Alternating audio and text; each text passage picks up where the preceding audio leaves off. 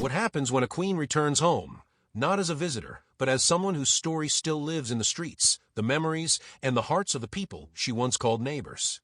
In Melbourne, something remarkable unfolded as Queen Mary and King Frederik of Denmark received a welcome that felt less like state occasion and more like a family reunion. And as the evening sun settled over the Royal Botanic Gardens, the city seemed to whisper a message of its own. Welcome home, Mary. The fifth day of the royal visit to Australia concluded with a reception attended by around 350 guests, including Governor-General Samantha Mostyn, prominent Danish representatives, and members of Mary's own family. Yet despite the distinguished guest list, the atmosphere felt wonderfully personal. The formalities quietly stepped aside, allowing friendship, memory, and genuine affection to take center stage. One of the most touching moments arrived when Mary's longtime friend Amber Petty appeared among the guests. Almost instantly, Mary's face lit up.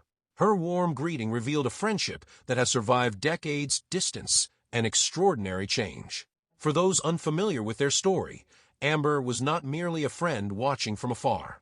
She stood beside Mary as a bridesmaid during the royal wedding in Copenhagen in 2004. Even more fascinating is the role Amber unknowingly played in one of the most famous royal love stories of modern times. Back in 2000, the two friends were together at Sydney's Slip when they met a visiting Danish prince attending the Olympic Games. What appeared to be an ordinary evening became the first chapter of a fairy tale that would eventually place an Australian woman on the Danish throne. Sometimes history disguises itself as coincidence. If you're enjoying this story, don't forget to like, share, and subscribe to Royal Scope for more fascinating royal moments from around the world. Adding another layer of nostalgia, Mary chose an elegant floral Zimmermann dress created by the renowned Australian fashion house founded in Sydney. It was more than a fashion choice.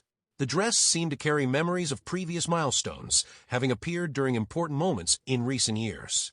Like an old friend, it returned for a meaningful homecoming. The evening speeches brought both humor and emotion. King Frederik delighted guests with a charming story from an earlier Australian visit when a young boy pointed at him and innocently asked, "Who is that person standing next to Mary?" The room erupted with laughter as Frederik admitted that, in Australia, he would probably always be known as the man standing beside Mary, and he was perfectly happy with that. Mary's own speech struck a more reflective note. Speaking about belonging, gratitude, and the enduring bond with one's homeland, she reminded everyone that success never erases where we come from. More than 2 decades after leaving Australia, she remains deeply connected to the country that shaped her. As the visit draws to a close, this Melbourne reception may be remembered as its most heartfelt chapter. It was a night where crowns mattered less than connections, where protocol gave way to genuine warmth, and where two worlds met through one remarkable woman. And perhaps that is Queen Mary's greatest strength. She does not belong solely to Denmark or Australia. She belongs in a unique way to both.